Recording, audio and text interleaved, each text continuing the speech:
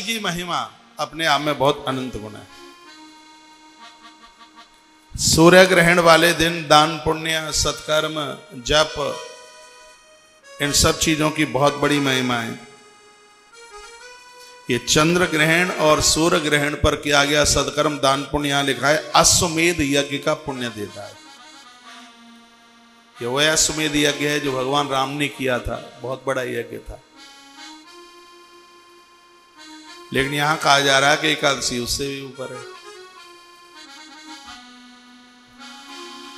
फिर कहा जो कोई व्यक्ति अश्वमेध यज्ञ कराता है उससे भी 10 गुना ज्यादा पुण्य है। एकादशी के बाद में जो द्वादशी आती है, हर द्वादशी को ब्राह्मण को भोजन कराना, उस अश्वमेध यज्ञ से 10 गुना ज्यादा पुण्य। मेरी कथा में कभी आपने शायद सुना हो, मैंने शायद बोला हो कि 11 के बाद यदि आप एक ब्राह्मण को भी भोजन करा देते हर द्वादशी को, अनंत गुना 11 का पुण्य बढ़ जाता। इसमें तो लिखा है कि अश्वमेध यज्ञ से भी बढ़ के, ऐसा लिखा है।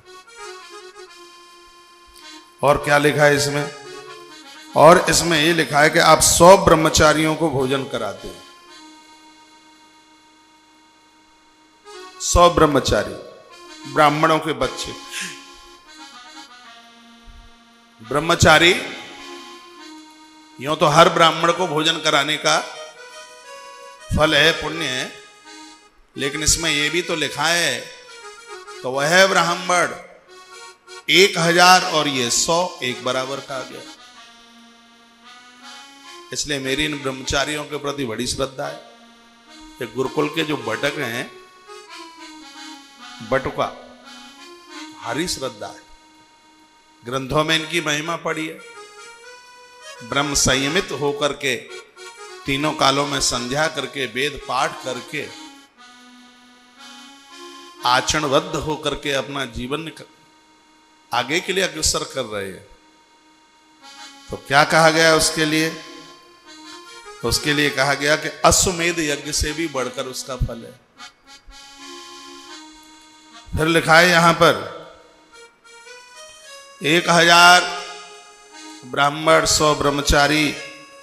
फिर लिखा है कि 100 ब्रह्मचारियों को आप भोजन कराते हैं, उससे 1000 गुना पुण्य भूमि दान, 1000 गुना।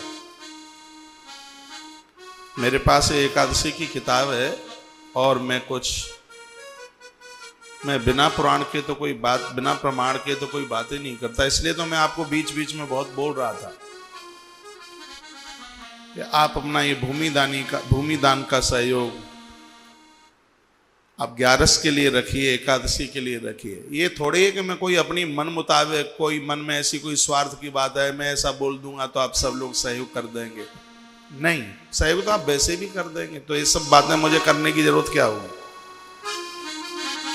तो उसके एक महिमा है। आप ब्रह्मचारी को भोजन कराते हैं, उसका भारी पुण्य अश्वमेध यज्ञ से ज्यादा है, लेकिन भूमि दान का उससे भी बढ़ के। क्योंकि ऊपर आकाश, नीचे सागर रहेंगे, धरती कहीं जाने वाली नहीं है, पृथ्वी। ऐसे कुछ दान है, उसको अक्षय दान कहते हैं। तो भूमि दान का नाम उसमें आता है। तो भूमि दान करने का जो फल है वो ब्राह्मण भोजन से भी जाती है। आप कुछ बातें लिख लें, भगवान करे ये सौभाग्य आपको प्राप्त हो। आप द्वादशी को ब्राह्मण को भोजन भी कराते रहें, आप भूमि दान भी कर लें। लिखा है कि भूमि दान से भी और ज्यादा गुना फल है, वो है कन्यादान। किसी गरीब अनाथ की बेटी का आप विवाह कर देते हैं, आपके घर में 100 कन्याओं का जन्म हुआ हो, आपने अपने घर में 100 बेटियों का कन्यादान किया है, एक गरीब की बेटी का आपने विवाह कर दिया, उसका फल उसके एक बराबर है। कन्यादान की इतनी बड़ी महिमा है।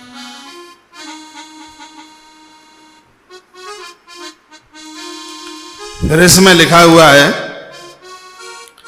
कन्यादान का भी जो पुण्य है उसका 10 गुना ज्यादा विद्यादान।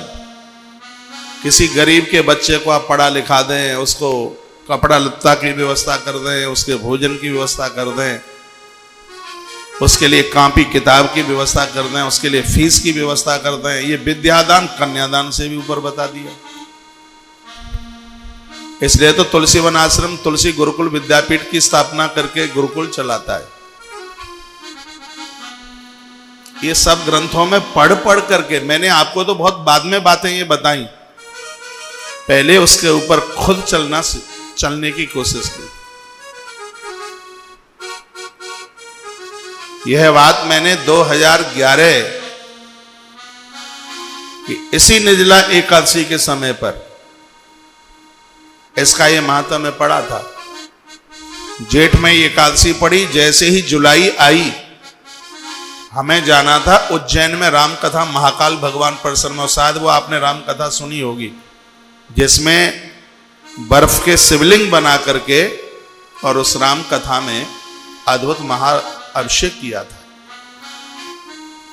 ये 2011 में इसी लाइन को पढ़ करके तुलसी गुरुकुल विद्यापीठ की स्थापना की गई। यहां हर वर्ष सैकड़ों ब्राह्मण बच्चे विद्या अध्ययन कर रहे हैं, बड़े पुण्य की बात है ये। तो विद्या की महिमा उससे भी ज्यादा बताई। लिखा हुआ कि विद्या दान से भी और 10 गुना ज्यादा पुण्य किसी भूखे को आप भोजन कराते हैं। जो ये शाम को जो भंडारा चलता है वो इसी में ही है, जो ये पंक्ति बोली जा रही है। सुबह खिचड़ी चलती है जगन्नाथ भगवान के नाम से। आज तो संपूर्ण फलाहार की व्यवस्था की गई है। शाम को यह भंडारा है। यह बहुत सर्वोच्च बताया गया। और सुन लीजिए फिर ये क्या लिखा है। ये हाँ, उससे भी यहां वृक्ष की और महिमा बताइए, पेड़ की।